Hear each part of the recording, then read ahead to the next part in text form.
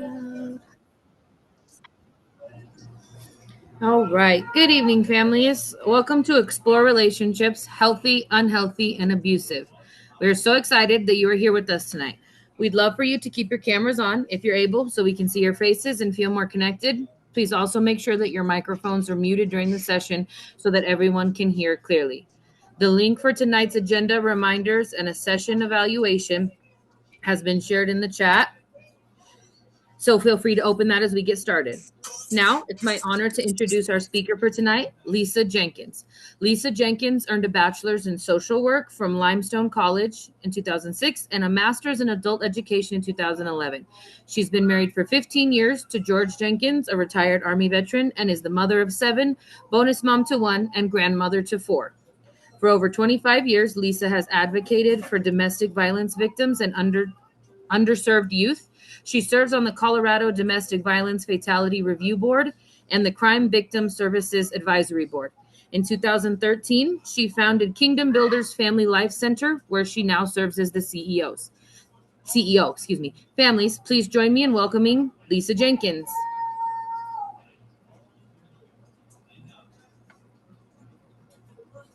Oh, you're muted, Miss Jenkins.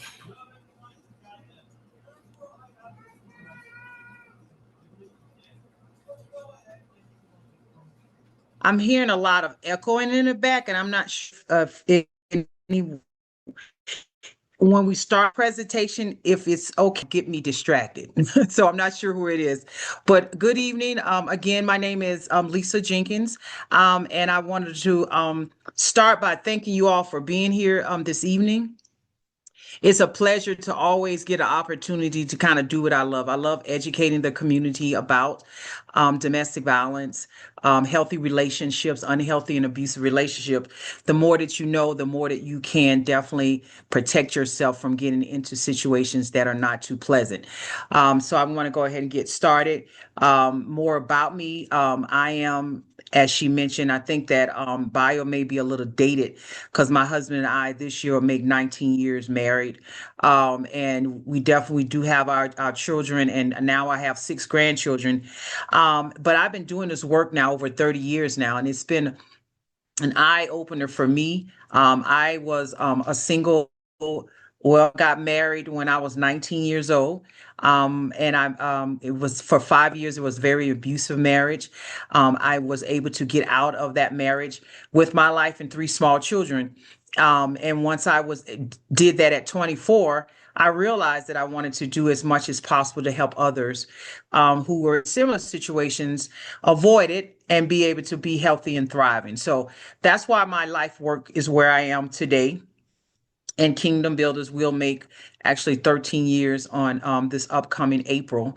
And definitely a testament of how just being consistent, even life after trauma, you can still have definitely a reward at the end. So we're going to go ahead and get started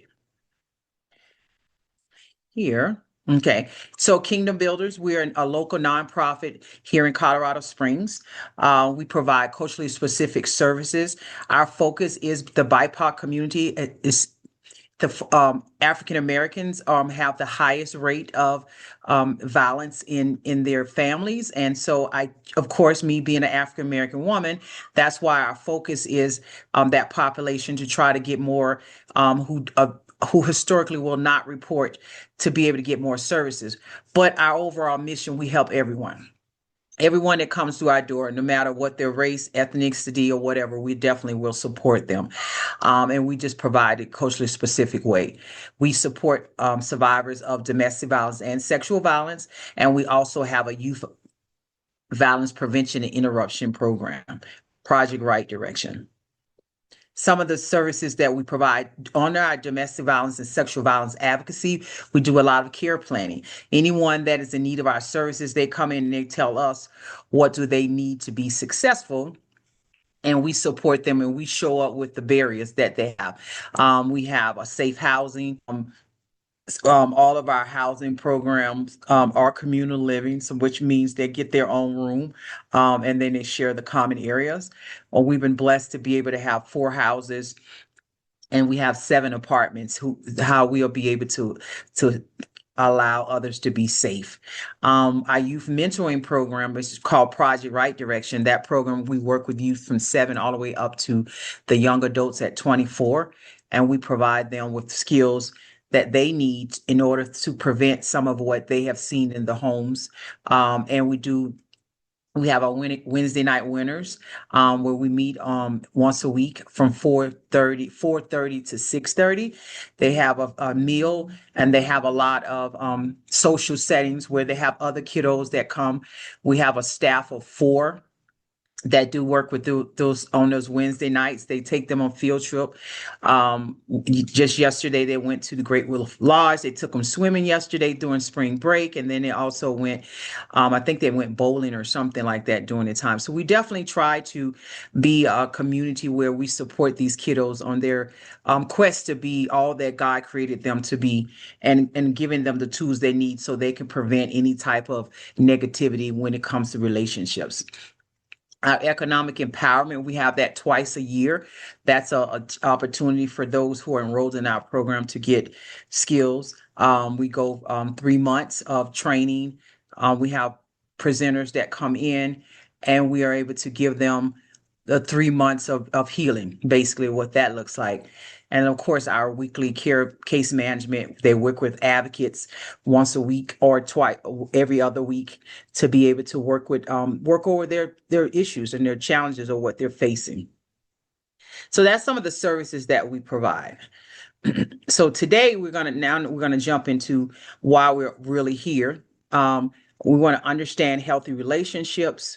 We want to recognize unhealthy behaviors, identify abusive patterns, and learn how to seek help. So today's goal is education and empowerment. So you all can make safe decisions. I'm not sure how many youth are on the line, or no, there's parents is on the line, but parents, when you are seeing your children, they're going to go out in the world and they're going to be in health relationships. So we can't avoid that. So our goal as parents, caregivers, is to be able to give them the tools they need so that they can prevent them from having any type of unhealthy relationship. So we're going to talk about that tonight. Here's an icebreaker, and if you can just put it in your chat, and I think I have someone monitoring it.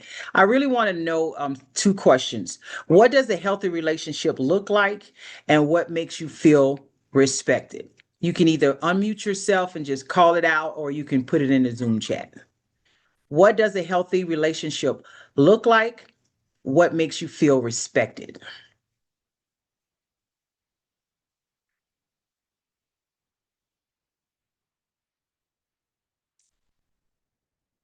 Do we have anybody in the chat? I can't, I'm not seeing it. So, Yes, I'm sorry. My computer was not unmuting itself. One person said being heard makes me feel safe and respected. Another one says prayer and meditation, good communication and being heard. I feel respected when others listen well to me. Safety, physical safety, and emotional and psychological safety. Oh, it's moving so fast. I'm so sorry. All the people are treated fairly. mm, Another person said feeling loved and safe, being yourself without fear. Communication is key. A healthy relationship has good communication, and it's a place where you feel loved, respectful, listening, um, being kind to one another, being able to recognize my dreams, trust, sharing feelings without turning it into hard feelings, ability to be your own person, um, respond right even when frustrated. And that is the end of it so far. yeah, that's great. I really am grateful. You all did amazing. That's exactly what we're looking at when we're looking at a healthy relationship. And so great job. And what is a relationship? Now we know there's friendships. We have dating relationship, family relationships, and online relationships. So there's many forms, but with all of them, respect should exist in all of them. That's the key, right? We want to talk about what respect looks like.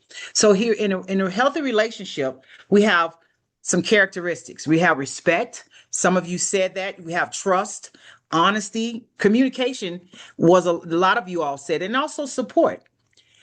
So when you respect it, in a relationship, that means two people are in a relationship together. They're respecting each other mutually. You want to be able to trust that person that you are in a relationship with. And of course, we want to have open and honesty, and communication is the key in a lot of our relationships. Sometimes when we grow up in homes where there's not a lot of communication, well, I should say there's not a lot of positive communication, because we communicate a lot of different ways, but we want it to be one where it's open communication, where it's mutually respected and support. But if you've never seen that, then how do you know what a healthy relationship looks like? And so we're going to talk about some of that. We're going to share some videos that I share. And then at the end, we're going to kind of wrap it up. And then we also have time with some scenarios as well. And so healthy relationship, continue independence, right? We want to be in a relationship where we still can be individual and not have to depend on another person. We'll also share decision making. We are making a decision together. Encouragement, and then feeling safe. As I was hearing some of the things that you all were saying, a lot of this came into play. Healthy relationships supports growth rather than control. So here's an example. Two partners disagree, but talk calmly and respect each other's opinion. Does this feel healthy? And if you say yes, can you explain why? And then you can put it in the chat.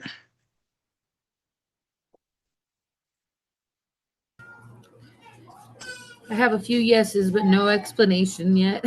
Okay. When you think about two partners disagree, right? We know in relationship we're going to always disagree about something, right? No one's perfect, no one's always going to agree.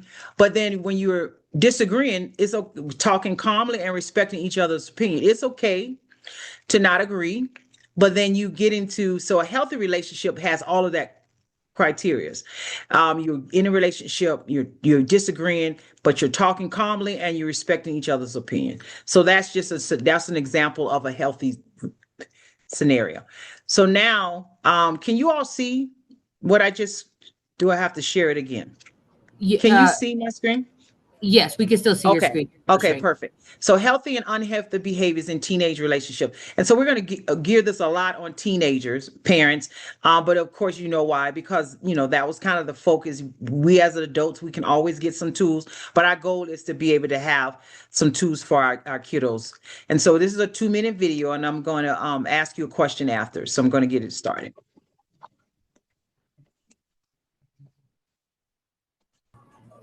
Okay, it's not showing the video. I still see you on the screen, but not the video. No, ma'am. Okay. You said it didn't show it? Okay, let me go in.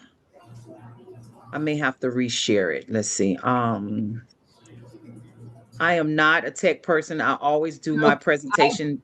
If you could end the share and reshare, I think that's what I'm thinking. You're frozen.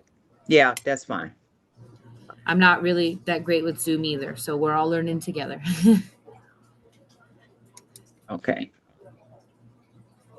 Okay, stop share. There it is. Okay, so let me go and share the video again. Let's see.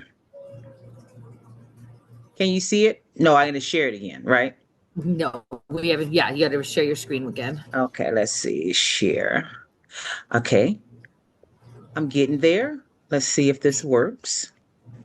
Let's share. What about now? Can you see? Nothing, right? Nope. Oh, I don't there it is. There it is. Oh, there we go. Yeah, now I see it. Yep, now we can. Okay. Okay. So let me go back to the beginning.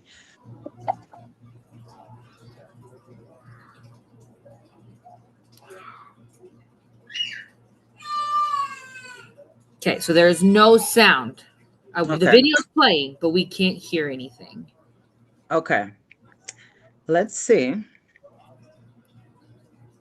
And what I may have to do, if I don't get this in the next moment, I'll just kind of talk about what it's saying. It talks about, oh, you know what? Maybe this. Can you hear that? No, nope. It's still. Okay. All right. So we're going to just continue. And what I can do is after this presentation is over, I can just send you all the actual slide, the 3 videos that I have so that you can share it with the parents and kiddos as well. Cause I really, want them to be able to have that. But since it's not showing it, I'm not going to kind of continue. Let me just, cause I can Yes. hear it. Yes, and you can send that to us at the end and we will get it out to them. Perfect. So let me just go ahead and close this. Sorry about that. Technology. That's why That I love doing in person, but we're not in person today. So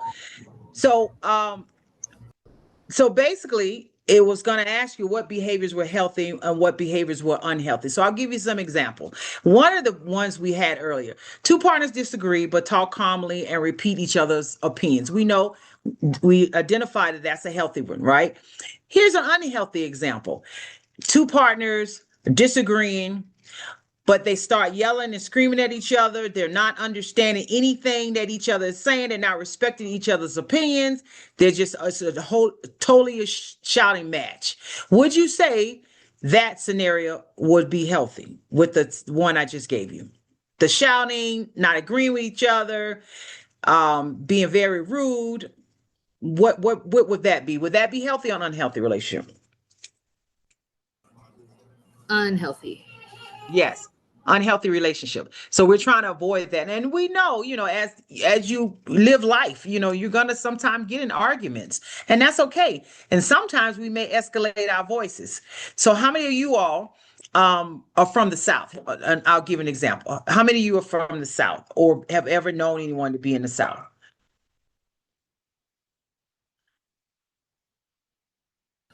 Got a couple in the chat that said they are. One said she's not from the South but lived there.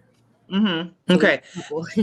So just me being a woman, my family, we're from South Carolina, and so we tend to talk loud when we talk. My husband and I have been together for a very long time. He's very mild mannered, and I'm very loud when I'm passionate about something. So when we got together, it was always the conflict of we're having a conversation and I'm loud, my voice is escalating, and he's thinking that I'm arguing with him, but I was not. That's just kind of how I was raised. We just a loud family. So because of that, we had to learn that this is not healthy. Well, I had to learn it wasn't healthy because again, it was always conflict because we were getting to disagreements. My voice would elevate, his would stay the way it was, and we would always constantly have that conversation of why are you yelling, why do we can't talk, and things like that. So I had to realize is that in order for me to display a healthy relationship in my marriage and also with my children, because if I'm heated and always talking loud, my children then would think that that was normal. So in that case, those are situations where it was a healthy relationship that I thought, but because I was, using my voice was elevating when I, spoke very passionately, that became like an issue. So of course, I had to recognize that, okay, well, I got to stop being loud. And so now when I'm having conversations with my husband and my children, I'm choosing to make sure that I check myself.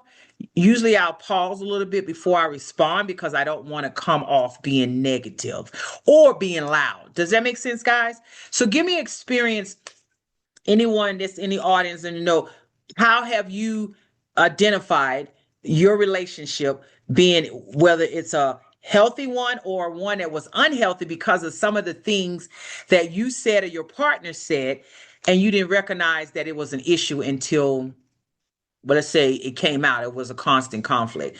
Does somebody have an example of that? I just gave you something of mine because I know that was something that early on in my marriage with my husband, it brought a lot of tension with us because of that style of communication.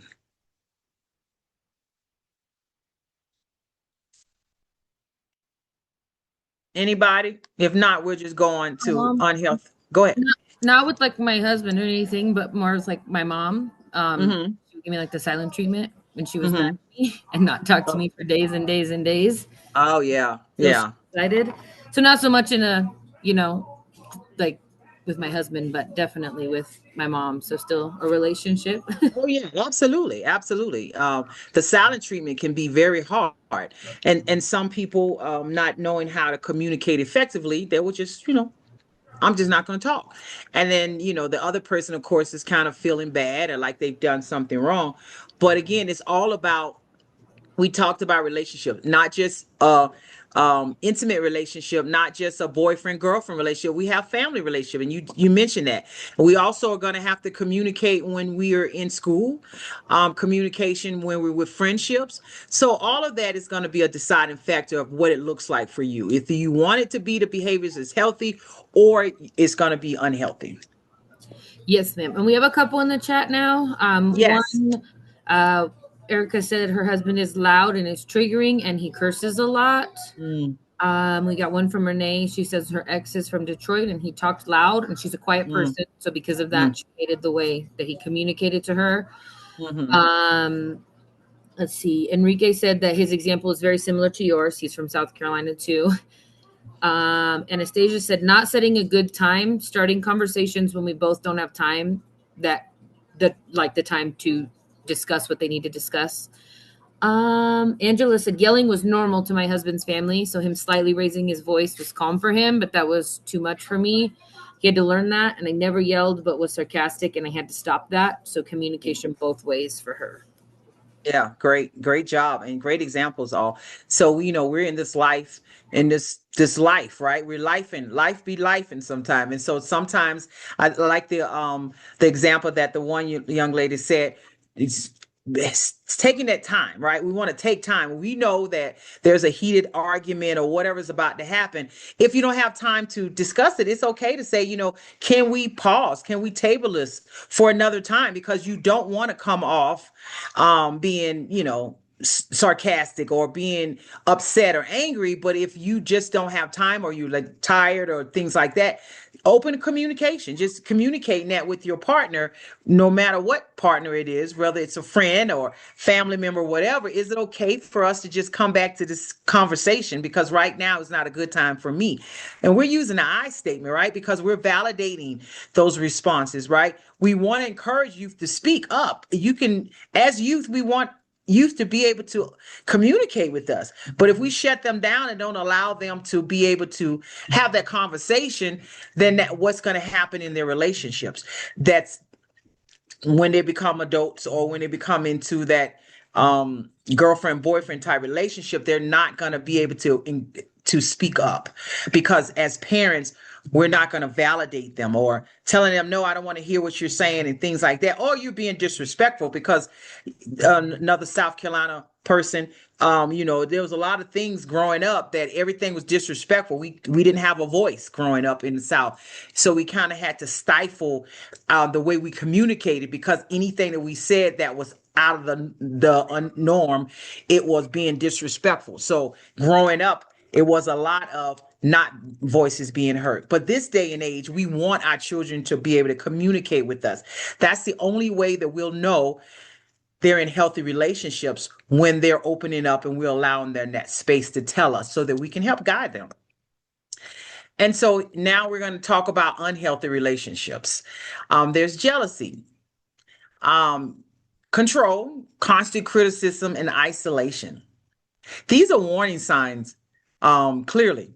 And so when we start hearing communicate, if we're communicating with our children, letting them communicate, when they start using these words, and about their relationships, then we know, it's okay to tell them, hey, this doesn't sound like a healthy relationship. Let's get you some other, let's talk about that. How can I help you, get through this period, because this is not a healthy relationship.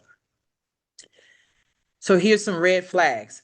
Parents, I want you to really be in tune to this. If your kiddos are not there, checking your phone constantly, telling you who to talk to, making you feel guilty, and blaming you for their behavior.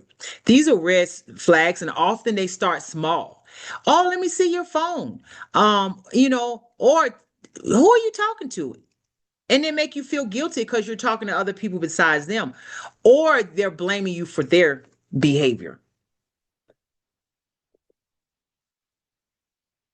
And so isolation of behavior. Unhealthy behavior can become abuse over time. So manipulation can grow into control. And so we want to be careful on that. When we have those red flags, parents, some of you all probably seen it in your relationships. Now we're focusing now on building a relationship with your children. I've heard too many times from parents, or we've had a lot of trainings where young people are saying that they will have a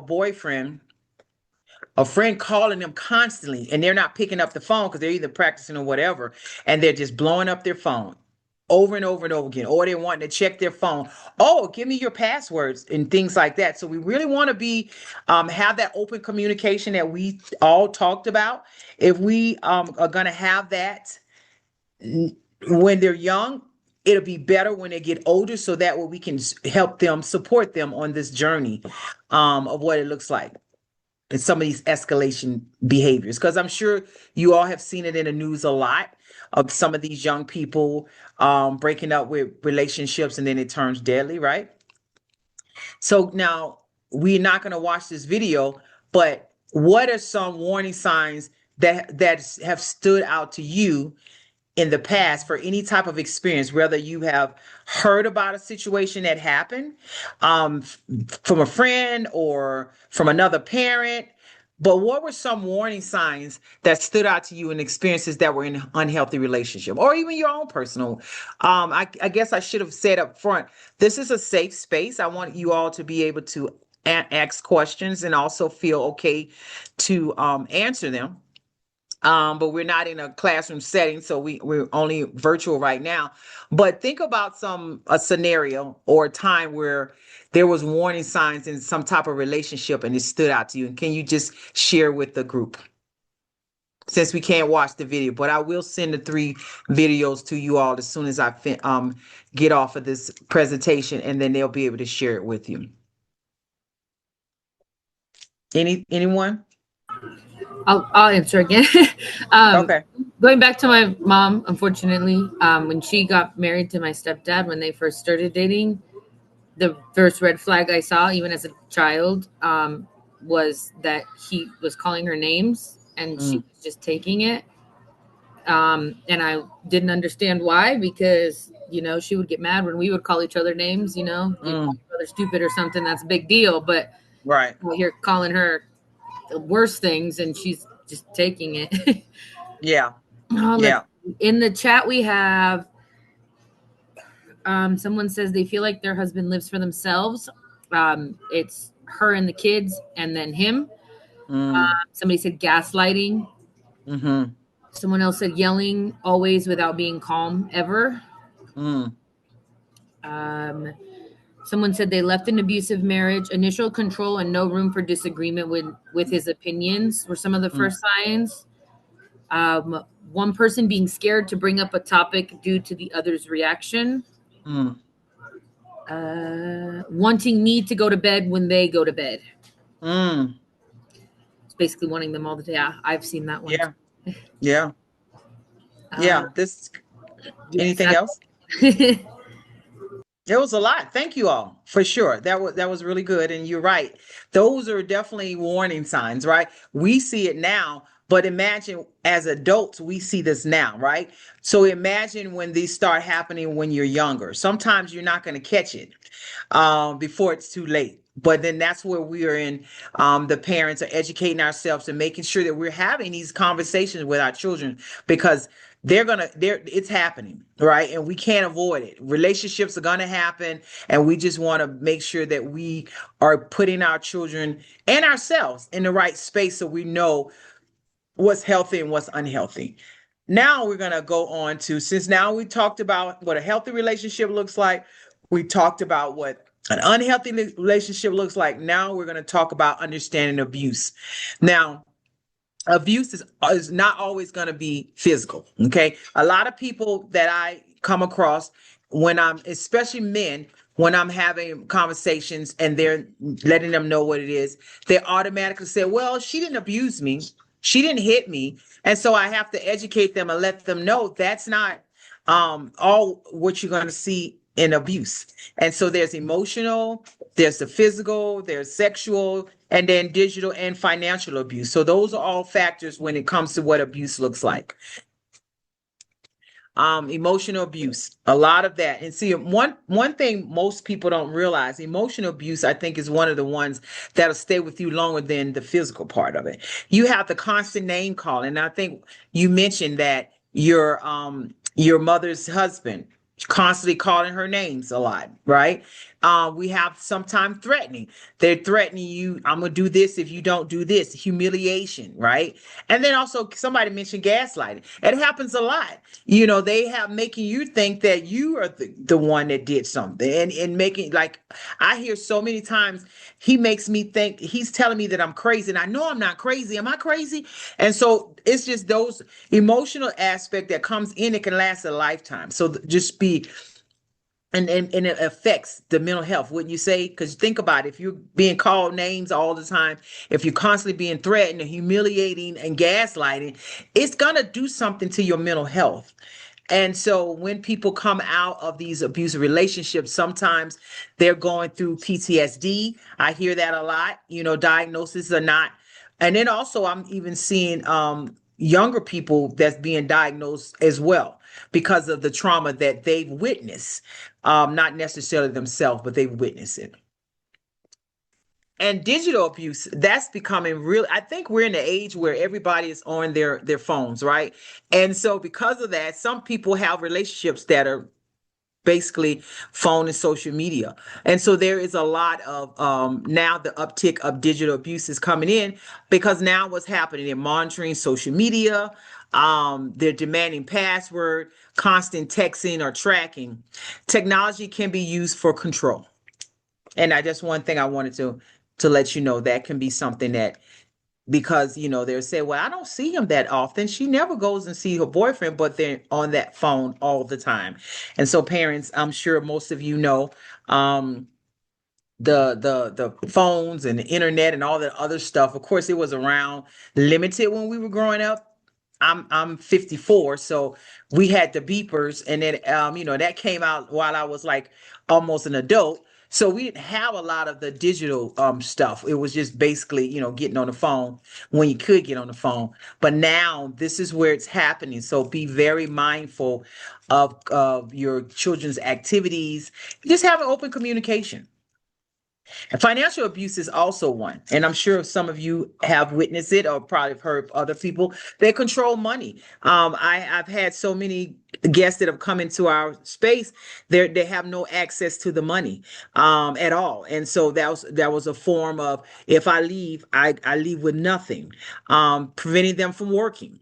A lot of times they are getting them, they have multiple children early on, and they say, nope, you need to stay home with the kids, or they just don't want them to work at all. And then also the taking someone's income. That's another financial abuse. Financial control limits independence. So that's why that comes into play. You can't take care of yourself if you don't have any access to money. And that's another form of abuse that's happening a lot as well. Any questions about the digital abuse? Have you all witnessed with your either children, talking about the constant text messaging? How are you all monitoring your young people's social media, and how have there been conversations that have been alarming to you as a parent, so that we can share it with anyone else?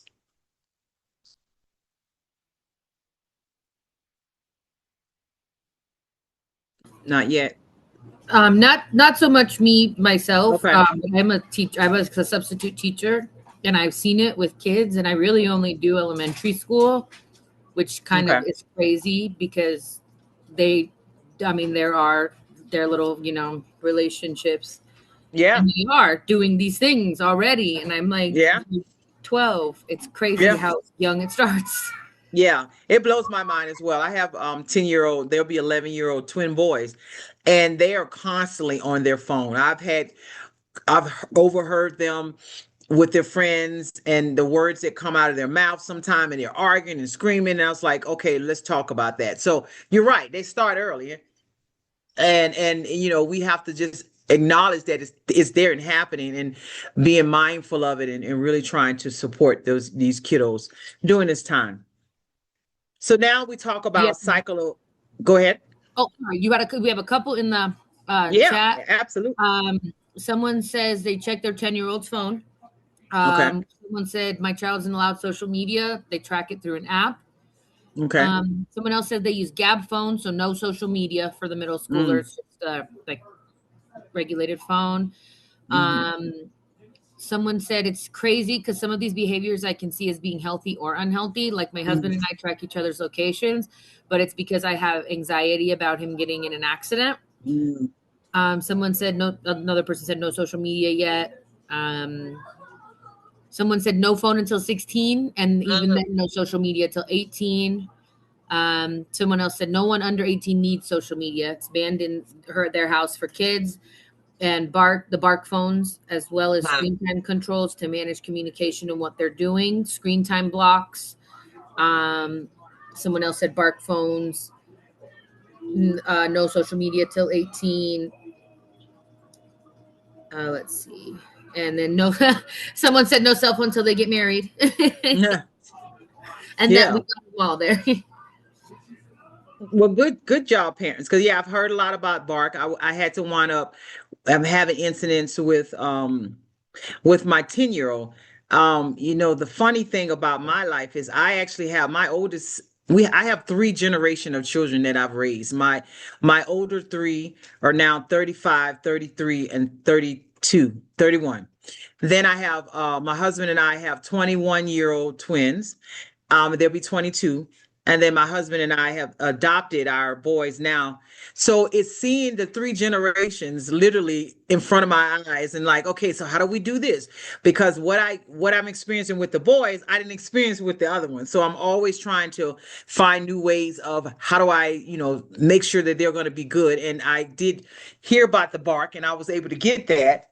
So I'm glad other parents are knowing about it as well, but it's so difficult because it's just this, it's there, right? And so we have to do our part as parents to protect them, but it's so many other challenges that we like, every day it's like something's being invented that we have to figure out how to get past, so great job, parents, on being able to recognize that, putting some safety barriers in place, because we're the safety barriers, at least until they get to be adults. So now let's jump into the cycle of abuse. So what that looks like, we have the buildup, that's the tension, right? So now and then there's the incident, something's happened, and then the person after the incident, then there's an apology, and then it's calm. And then it happens for a little bit, and then it goes right back. So it's a cycle. That's why it says it's a cycle of abuse, because there's the tension, the incident, apology, and calm, and then it stops, then it starts back over again. So this is a repeated cycle that'll never end until that person who is the harm doer decides, I don't want to live this way. But most of the time they don't, right? Because they don't acknowledge that there's even an issue, or the person that's being harmed decide, I'm done. Enough is enough. So then I'm going to get myself out of it, because it's never going to stop. It's going to always be a cycle that's going to repeat itself until something happens. And so what happens when you're going through that? There's an impact of it, right? So there's anxiety, you have depression, isolation, and trauma. And not only are the person that harmed doer and the person's being harmed, but when you have the children, the family members, everybody is emotionally impacted in this thing. And it's just one of those things that I hated. I got out of my domestic violence in 1996, guys.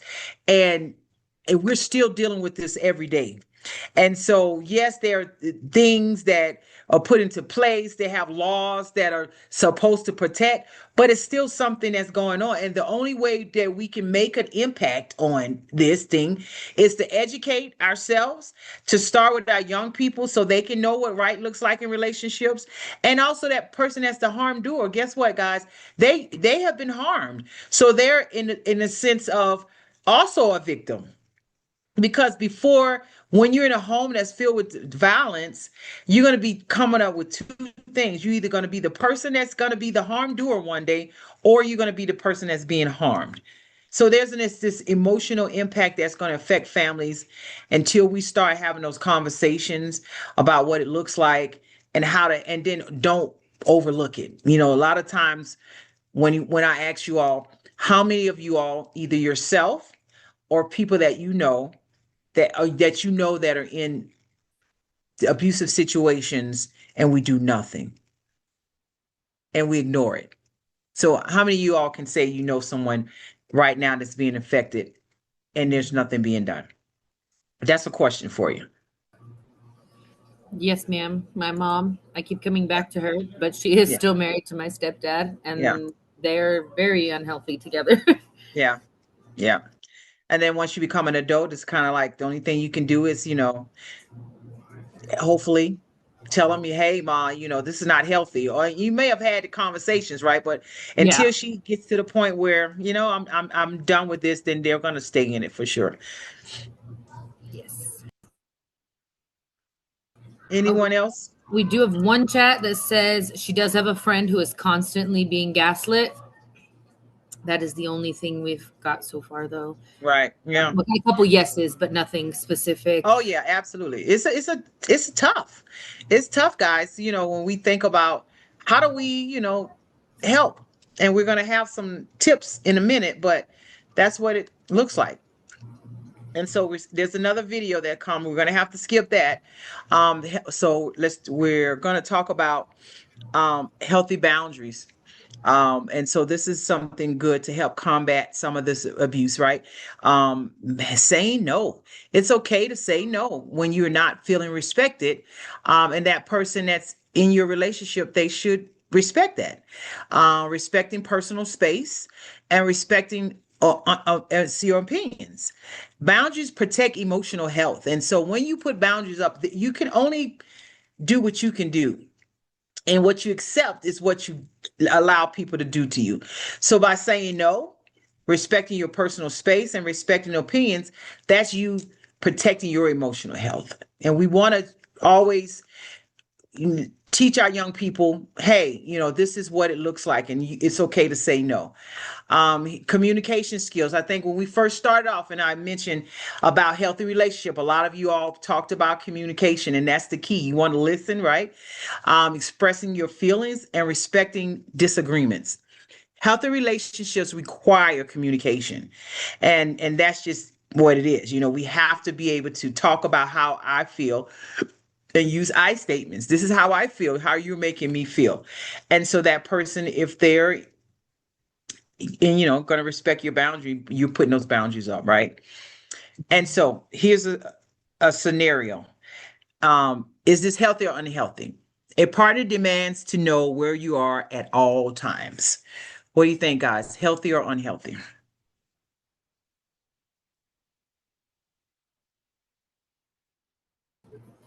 Chat says unhealthy Mm-hmm. quite a few Ab- times. yeah, absolutely. Here's another one. A friend supports your goals and respects your decision. Healthy or unhealthy? Healthy. The chat Yes, seems to be in agreement with healthy. absolutely. This is definitely healthy. So now we talked about, some of the situation. Now, here's how to help a friend and do support safely. You want to listen, right? You want to believe them and encourage them. What we don't want to do is do not judge, do not pressure them, or do not blame them. Because in average, it takes 7 times before a person is ready to leave an abusive situation. That's a lot, right? And so, because of that, we want to create a space where that person, when they're ready, then they know that you're not going to judge them. You're not going to put pressure on them, and you're not going to blame them, but you can give them the options. Okay, whenever you're ready to leave, let's do it, right? Instead of trying to put so much pressure, because a lot of times what the harm doer wants, they want to isolate anyway, right? So if you're constantly telling them, you're stupid, you need to get out of that, you need to get out of it now, and then you're blaming them because you're getting this because you don't want to leave, they're never going to want to leave or feel like it's safe enough to leave. So that's what we want to get out of this. And so how do we seek help? With the youth, we're focusing on that. Trusted adult. A lot of times, the trusted adult may or may not be the parent. And so, because we want to be that trusted adult for our children, we have to have some work, to do. We have to be able to make it to a point where the communication is there. We're having conversations with them so they'll know if anything happened, they can come to me. But then also there's school counselors, there's also advocates. Those are, and then it may be a guidance counselor or a gym teacher. Some of them, in different clubs and things. I think Parent Challenge, you all have a particular area where you might be a trusted adult for them. But we want to just make sure that we surround our kiddos with people that they can go to just in case something happens. There's also the National Domestic Violence Hotline, and there's Love is Respect. That's a national service as well. And that's how the youth can connect to these services.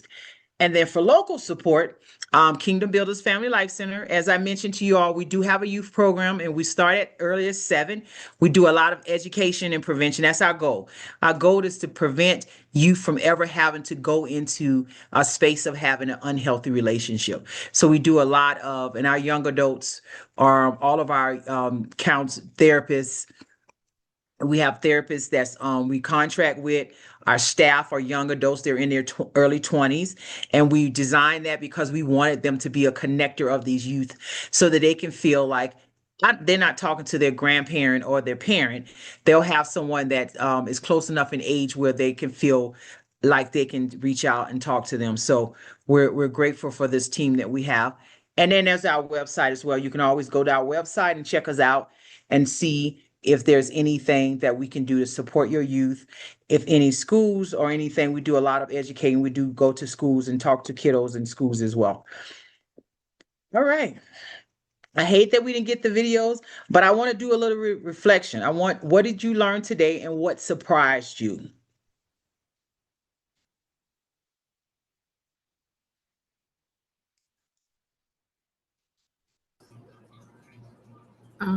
I don't have any in the chat yet. I'm assuming because Okay. people are still typing. I would say what I learned today is just how to prevent it, or try to prevent it, not Right. necessarily prevent it. Because coming from my background where domestic violence was unfortunately just part of my childhood, it was just every day, unfortunately. Yeah. Yeah. Trying to pick up things to stop it from happening is kind of hard. You grow up, what do Yeah. I kind of like, oh, how do I break this? Although Right. I have been, but this was very informative too. So thank you. Of course. I have a couple chats. Sorry, it's pulling up here. Somebody says they learned the 7 times of giving up before giving up. Staying knowledgeable. Someone said that it has taken me and my husband 30 years to learn how to have a healthy relationship. We've experienced many challenges, and in my opinion, communication is key. If you stop talking, you're entering dangerous territory, and respect is just as important, and this goes for all relationships. Someone said, learned how to differentiate between types and how to act as a support system. Mm-hmm. Next person said, I think it helped me to recognize it in others, because I know if I feel like I'm being abused or treated poorly, but this will help me parent better to see more in others. I learned that I was not wrong about my family and myself communicating loudly because our cultural history and background. And then someone said communication is the big one, and patterns Mm-hmm. from our youth into adulthood relationships. Yes. Great job. Great job, guys. Key takeaways. Healthy relationships include respect and safety. Abuse is never acceptable. So now we have open discussion. So we have about 10 minutes. And I would like for you all to ask me any questions and we can kind of wrap up from there. Now this is open discussion.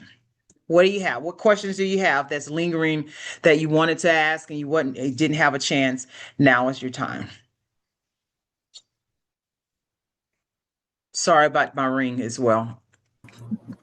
You guys can unmute yourself and talk as well. You don't have to drop it in the chat if you don't want to. I don't have a question, but I just want to thank everyone who was so open in the chat. I think sometimes it's easy to think that you're the only one going through something like this, and I too have.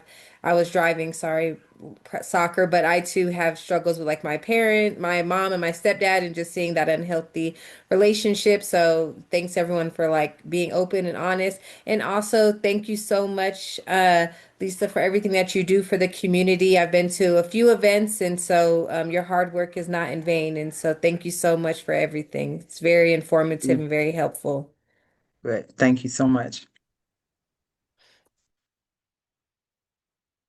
Okay. Well, if you all, let me put my email address. If after we're off, you all want to um, send me a message or you forgot to ask me anything, that's my email address right there. My husband and I have been to anything. I feel like we have been unhealthy for most of it. We both want to fix it, but there have been other things we want to try to have and help. Yeah, that's unfortunate. But you know what, Erica, you said one thing, you all been in it and you realize that you want to fix it. So let's just talk some more about that because sometimes we have to fix ourselves first. Relationships are hard. And when we grow up in a background where, we haven't really seen a positive relationship, it's kind of difficult to know what a relationship should look like. But I would encourage you to start with yourself, recognizing that your worth and what do you want, and then we can kind of go from there. But I definitely would love if you can, just go ahead and send me a message and we can chat some more offline if you like.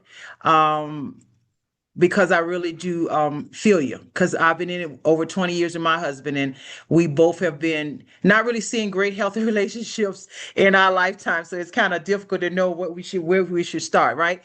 But we know we're in it, and we want to be in it to win it, but we have to do it healthy. So let's talk more about that. You all, I really appreciate the time. As I mentioned, Lisa, that's my Lisa, I had Jen. something to say. Yes. You said something very powerful at the end that I've been working on, and you said sometimes we got to work on ourselves first. Hmm. Me and my husband did marital counseling for years, as well as premarital and Hmm. all the marital counselings and stuff. And that's what we realized after Yeah. 13 years. You have to work on yourself, and once you do that, then you can work on the relationship. Yep. And so when you Absolutely. said that just now, that's I have anything to say until Yeah. you said that. It's because I'm learning and learning, but that right there is so important for any relationship. Oh yeah, absolutely. So thank you for saying that. Of course. We do have one question in the chat. They said that they would love resources on breaking generational sin/abuse to help others families see as other families I see as an educator. Hmm. Absolutely. That's a whole thing we can tap into, Eliza, for sure, because it's all about, again, as Jen mentioned and what I said, we have to work on self first. Once we start realizing is that, I don't want to be in this space anymore. And I want to work on myself. That's when we can start really diving into some of that generational stuff. And so I love to talk more. Definitely welcome you all. We do a lot of free trainings. We have our sexual violence Empower Her conference that's coming up on the 16th and 17th of next month. Because as I mentioned, our focus is domestic violence and sexual violence. And it's a free 2-day conference. Definitely check it out if you can. And then we'll have our domestic violence conference in October. And that'll be a 3-day conference. So whatever we can do to help support families, just let us know. Um, yeah, and you have my email address, so just send me an email, and I'll be getting those links, and I'm going to send them out as soon as I hop off. If there's no other questions, then I am. My presentation is complete, and I really appreciate your time, and keep being healthy and wanting healthy things in your life. We do have one more. Yes. Someone asks, is there somewhere we can point someone to if we see some signs, like a place to tell them that they can go? Yeah, so if you see signs of and you think it is, you could just let them know. Hey, I guess it would be, we typically, and I just want to let you all know, a lot of people that say they are ready to leave their relationship, they're really not ready to do the work, if that makes sense. So, and it's unfortunate. And so our focus is, if they're ready to change their narrative, we're here to support. But the only thing you can do is guide them in the right direction. That makes sense. Here's a number you can call this organization, and I can promise you, if they say they're ready to change their narrative, we can support them. If they come back and say, you know what, they didn't help me, it's because they decided that they didn't want to put in the work. And when I say put in the work, it's just like you come in and you say, this is what I need to be successful, and we're going to rock and roll with you. But if you don't want to, do some of the things, like education is a big thing for us. And you all know, if you don't, yeah, yeah. Tessa is one, but again, I can't speak on another organization. I can only know what we've got going on. So you can reach out to whatever organization that you feel that's the best fit for you. But with Kingdom Builders, if you're ready to change your narrative, definitely reach out to us. I can give you a shameless plug, Lisa. I was the therapist down on the first floor, right next to your guys' storage closet, that rented the office to the right of your storage closet. Okay. So we have actually met before. Yeah. Multiple times. I rented that office for a year before I was over that. I went to a different office, but anyway, I can definitely say that Lisa and her team are great to work with. They're really reasonable. I've seen them really help people. I've referred some of my own clients to you guys. And your secretary is a saint. I don't know how many times she came downstairs to unlock your closet to deal with our AC and heat. Yeah, absolutely. We couldn't control our own AC and heat. They had to do it in their storage closet. That we right. Yeah. It was wild. But anyway, I just want to help give you a shameless plug that I, as a fellow professional, have seen you guys do some pretty extravagant, amazing things in populations. But like you said, they got to be willing to do work and hand holding is one thing versus doing it for them. And I can definitely say I've seen the work, at least from the professional side of it, seeing lives change. Right. The mind. Yeah. So we appreciate that. I appreciate it, Anastasia. Thank you so much. Mm-hmm. But there's not going to be one organization that can do everything. But I can tell you, for this being the founder and CEO, I've been there. And so I understand what trauma looks like. I'm just not doing this because I'm doing it because I have a passion for serving and helping others that are in similar situations. So reach out to whatever you need. And we're always here to support and provide training as well.